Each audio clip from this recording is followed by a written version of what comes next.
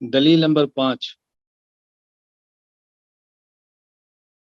امام فخر الدین محمد بن عمر بن حسین بن حسن الرازی، وفات 604 ہجری، اپنی تفسیر مفاتح الغیب المعروف التفسیر الکبیر میں فرماتے ہیں ثم اخذ رسول اللہ صلی اللہ علیہ وسلم یناظر معهم فقال الستم تعلمون، نبی کریم صلی اللہ علیہ وسلم کی خدمت اقدس میں نجران کے نصارہ کا وفد آیا، حضور اکرم صلی اللہ علیہ وسلم نے ان سے دلیل کے ساتھ گفتگو فرمائی، اور دلیل کے ساتھ آپ کی گفتگو کو جن لفظوں سے تعبیر کیا وہ لفظ میں نے عرض کیے ہیں۔ امام راضی فرماتے ہیں ثم اخذ رسول اللہ صلی اللہ علیہ وسلم یناظر معهم، نبی کریم صلی اللہ علیہ وسلم نے ان سے مناظرہ فرمانا شروع کیا، آپ نے مناظرہ فرمایا، یعنی رسول صلی اللہ علیہ وسلم کی جو ان سے گفتگو ہے اس گفتگو کے لیے لفظ مناظرہ، یہ امام فخر الدین رازی کی رائے پیش ہو رہی ہے، ہماری شخصی رائے نہیں۔ یہ میں اس لیے زور دے رہا ہوں کہ کوئی یہ نہ سمجھے کہ رسول اللہ صلی اللہ علیہ وسلم نے گفتگو فرمائی تھی، مناظرہ تو نہیں تھا۔ امام راضی فرماتا ہے یناظر معهم، گفتگو کیا تھی؟ فرمایا الستم تعلمون ان اللہ حی لا یموت وان عیسی یاتی علیہ الموت، تم بتاؤ کیا تمہارا عقیدہ ہے اللہ تعالیٰ حی لا یموت ہے اور عیسیٰ علیہ السلام پر موت آئے گی؟ کہا جی بالکل ہے۔ کیا مطلب؟ اللہ پر موت نہیں آئے گی، مانتے ہو؟ جی مانتے ہیں۔ عیسیٰ پر موت آئے گی؟ جی مانتے ہیں۔ نمبر 2، الستم تعلمون انہ لا یکون ولد الا ویشبہ اباہ، کیا تمہارا عقیدہ ہے کہ باپ کے بیٹا اپنے باپ کے مشابہ ہوتا ہے؟ کہا جی بالکل ہے۔ اچھا یہ بتاؤ الستم تعلمون ان ربنا قیم علی کل شیء یکلؤہ ویحفظہ ویرزقہ، اللہ اکبر، فہل یملک عیسیٰ شیئا من ذلک، کیا تمہارا یہ عقیدہ ہے حضرت عیسیٰ علیہ السلام، کیا تمہارا یہ عقیدہ ہے کہ ہمارا رب ہر چیز کا نگہبان ہے، سنبھالنے والا ہے، نگران ہے، ہر چیز کی حفاظت کرتے ہیں، ہر چیز کو رزق دیتے ہیں؟ فہل یملک عیسیٰ شیئا من ذلک، کیا عیسیٰ علیہ السلام ان میں سے کسی چیز کے مالک ہیں، وہ نگران ہوں، سنبھالتے ہوں؟ نے کہا نہیں، لا، ہرگز نہیں۔ کیا فرمایا الستم تعلمون ان اللہ لا یخفی علیہ شیء فی الارض ولا فی السماء، کیا تمہارا عقیدہ ہے کہ اللہ تعالیٰ پر آسمان و زمین کی کوئی چیز بھی مخفی نہیں؟ قال یعلم عیسیٰ شیئا من ذلک الا ما علم، کیا عیسیٰ علیہ السلام کو جب تک نہ بتایا جائے ان کو بھی علم ہوتا ہے ان چیزوں کا؟ کہا جی نہیں، اتنا ہی ہوتا ہے جتنا دیا جائے علم؟ کہا جی بالکل۔ پھر پوچھا، اللہ اکبر، اب اللہ کے نبی فرما رہے فَإِنَّ رَبَّنَا صَوَّرَ عِيسَىٰ فِي الرَّحْمِ كَيْفَ شَاءَ، ہمارے رب نے عیسیٰ علیہ السلام کو اپنی ماں کے رحم میں جیسا چاہا بنایا۔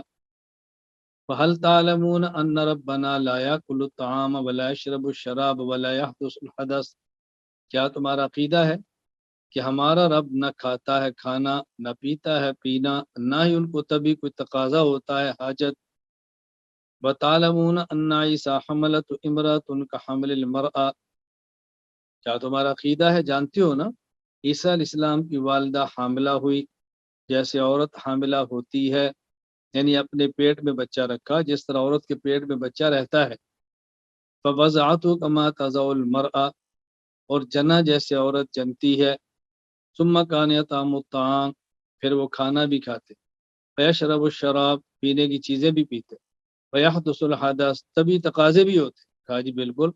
فقال صلی اللہ علیہ وسلم فَكَيْفَ يَكُونُ كَمَا زَعَمْتُمْ، اس کے باوجود بھی تم عیسیٰ علیہ السلام کو خدا کہتے ہو، کیسے ہو سکتا ہے؟ اب اس کا ان کے پاس کوئی جواب موجود نہیں تھا سوائے خاموشی کے، سوائے خاموشی کے کوئی جواب موجود نہیں تھا۔ حضرت امام راضی کیا فرماتے ہیں؟ وَعْلَمْ أَنَّ هَذِهِ الرِّوَایَةَ دَالَّةٌ عَلَىٰ أَنَّ الْمُنَاظَرَةَ فِي تَقْرِیرِ الدِّینِ وَإِزَالَةِ الشُّبُہَاتِ اللہ اکبر حرفت الانبیاء علیہم الصلاۃ والسلام سبحان اللہ وعلم ان هذه الروایت دالۃ علی ان المناظرۃ فی تقریر الدین وازالۃ الشبہات حرفت الانبیاء علیہم الصلاۃ والسلام. یقین کریں مجھے تو لطف آتا ہے، جی چاہتا ہے میں اس کو بار بار پڑھوں، بار بار پڑھوں. وعلم ان هذه الروایت دالۃ علی ان المناظرۃ فی تقریر الدین وازالۃ الشبہات حرفت الانبیاء علیہم الصلاۃ والسلام.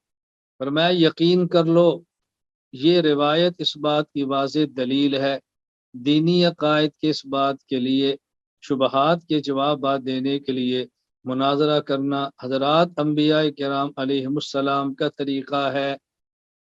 اللہ اکبر. نہیں کر سکتے تو ہم اپنی نالائکی کا اعتراف کریں، مناظرہ کا رد نہ کریں. کہاں سے آ گیا مناظرہ؟ رد نہ کریں. انبیاء علیہ السلام کا طریقہ ہے. اور میں علماء کی خدمت میں عرض کیا کرتا ہوں، آپ اہل علم ہیں، پیغمبر کے وارث، عقائد سیکھنا دلائل سے اور باطل کے شبہات کا ازالہ کرنا جو علماء کرام کی ذمہ داری ہے. یہ دین کا ہم شعبہ ہے، یہ دین کا بنیادی شعبہ ہے. ابھی گزشتہ کل مجھے ایک بہت معروف عالم ہے، ان کی طرف سے کسی کا خواب بھیجا گیا. میرے پاس خواب بہت آتے ہیں، نہ میں اس کو نقل کرتا ہوں نہ ہمارا خوابوں کا مزاج، ایسے بات آئی تو چل پڑی. اس نے کہا ایک شخص نے خواب دیکھا ہے کہ 2 ممبر لگے ہیں، ایک ممبر اور فلاں عالم ہے جو مجھ سے بہت معروف ہے، اور ایک ممبر آپ کا ہے. ان کا ممبر نیچے ہے اور آپ کا ممبر اوپر ہے. تو شخص کہتا ہے مجھے بہت تعجب ہوا، جو عالم معروف ہے ان کا حلقہ بڑا ہے، ان کا ممبر نیچے، اور مولانا کا حلقہ چھوٹا ہے، ان کا ممبر اوپر کیوں ہے؟ میں نے کہا جو بظاہر مجھے وجہ سمجھ آتی وہ یہی ہے کہ ہمارا کام عقائد کا ہے جو سب سے اہم اور افضل ہے، اور ان کا کام عقائد کا نہیں ہے. ان کے کام میں مشکلات نہیں ہیں، ہمارے کام میں مشکلات ہیں. اس کام میں الزامات کم ہیں، اس میں الزامات بہت ہیں. جو امت کو توڑ رہے ہیں، یہ یوں کر رہے ہیں، یہ یوں کر رہے ہیں، اور اس کے باوجود بھی ہم اعتدال سے لگے ہیں. بظاہر مجھے یہ تعبیر سمجھ آتی ہے کہ اس کو اللہ تعالیٰ نے اس کو یعنی خواب کے ذریعے بات سامنے آئی ہے. مجھے مولانا ارشاد فرمانے لگے کہ میرے ہاں بھی تعبیر تو یہی تھی، لیکن میں نے مناسب سمجھا کہ آپ سے پوچھوں. میں کئی بار گزارش کیا کرتا ہوں کہ خوابوں کے معاملے میں اکثر کہتا ہوں کہ خوابوں پر کام کی بنیاد نہیں رکھنی، ہم نے کام کی دلائل کی بنیاد پر رکھنی. یہ مبشرات ہے، کسی کو آگے تو ٹھیک ہے، نہیں ہو تو ٹھیک ہے، یہ ہمارے کام کی بنیاد نہیں ہے. اس کو اچھی طرح ذہن نشین فرما لیں، اچھی طرح ذہن نشین فرما لیں. دلائل اور کتابوں پر کام کرنا ہے، خیالوں اور خوابوں پر بنیاد بنا کر کام نہیں کرنا. خوابیں تو آتی ہی رہتی ہیں، آج آ گئی، کل آ گئی، کبھی اچھی آ گئی، کبھی بری آ گئی، کبھی کسی نے تعبیر کچھ سمجھی، کسی نے کچھ سمجھی.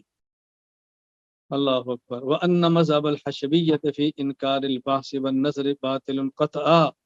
امام راضی کیا فرماتے ہیں کہ مناظرہ کا انکار کرنا یہ باطل نظریہ ہے، اور یہ نظریہ حشویہ کا ہے. یہ حشویہ فرقہ مجسمہ کا ایک شاخ ہے. حشویہ کہتے ہیں فضول، لغو اور گھٹیا چیز کو. کیونکہ ان کا نظریہ بہت گھٹیا قسم کا تھا تو اس کو علماء نے نام یہ حشویہ رکھ دیا. ان کا وجود بھی شاید آج دنیا میں ہوگا یا نہیں ہوگا. یہ ہو سکتا ہے نام کوئی اور ان کی نمائندگی کو بندے کرتے پھریں تو یہ ہو سکتا ہے، باقی اس فرقے کا شاید اس وقت نام اور دنیا میں وجود بھی نہ ہو. بہرحال جو کام حضور اکرم صلی اللہ علیہ وسلم نے فرمایا ہو، جو کام ابراہیم خلیل اللہ نے فرمایا، اللہ وہ ناحق کیسے ہو سکتا ہے؟ مجھے آپ سمجھائیں. ہماری 2 نسبتیں ہیں، ایک نسبت حضرت ابراہیم خلیل اللہ کی طرف، اور ایک نسبت حضرت رسول اللہ صلی اللہ علیہ وسلم کی طرف. حضرت ابراہیم کی طرف نسبت میں ہم ملت ابراہیمی پر ہیں، رسول اللہ صلی اللہ علیہ وسلم کی نسبت کی طرف ہم امت محمدی ہیں. تو ملت ابراہیمیہ اور امت محمدیہ. قرآن کہتا ہے اتبع ملت ابراہیم حنیفہ. میں نے جب قرآنی دلائل آپ کی خدمت میں پیش کیے ہیں تو دیکھو سب سے پہلے دلیل جو میں نے پیش کی ابراہیم علیہ السلام کو پیش کیا، ہم ملت ابراہیمی پر ہیں، اور یہ جو میں دلیل پیش کیا رسول اکرم صلی اللہ علیہ وسلم کی ذات کو پیش کیا ہے، ہم امت محمدیہ ہیں۔ ملت ابراہیمی کا بھی تقاضا یہ ہے عقائد کو دلائل سے پیش کیا جائے، شبہات کو رد کیا جائے، اور امت محمدی کا تقاضا بھی یہ ہے دلائل کو عقائد سے پیش کیا جائے اور شبہات کو دلائل سے رد کیا جائے، اور یہ مناظرہ کے بغیر نہیں ہوتا۔ اس لیے کسی میں ہمت ہے، طاقت ہے، دل ہے، گردہ ہے، وہ اس میدان کو سنبھالے، اور کوئی کمزور ہے، دلائل نہیں ہے، دلائل کی کمزوری ہے، دماغ چھوٹا ہے، زبان فصیح نہیں ہے، کوئی اس کی الجھن ہے، تو اس کو چاہیے انکار نہ کرے، مدح کرے، یہ کہ ابھی میں نہیں کر سکتا فلاں کرتے ہیں، میں نہیں کر سکتا فلاں کرتا ہے۔ اللہ تعالی ہم سب کو دین کے تمام شعبوں کے لیے معاون بنائے، اللہ تعالیٰ ہمیں دین کے تمام شعبوں کے لیے معاون بنائے، اللہ ہمیں فریق نہ بنائے، اللہ ہمیں رفیق بنائے۔ یہ باتیں اللہ تعالیٰ ہم سب کو سمجھنے کی توفیق عطا فرمائے کہ ہم نے اسی طرح آگے چلنا ہے، بات اچھی طرح ذہن نشین فرمائے، الجھن پیدا نہیں ہونی چاہیے۔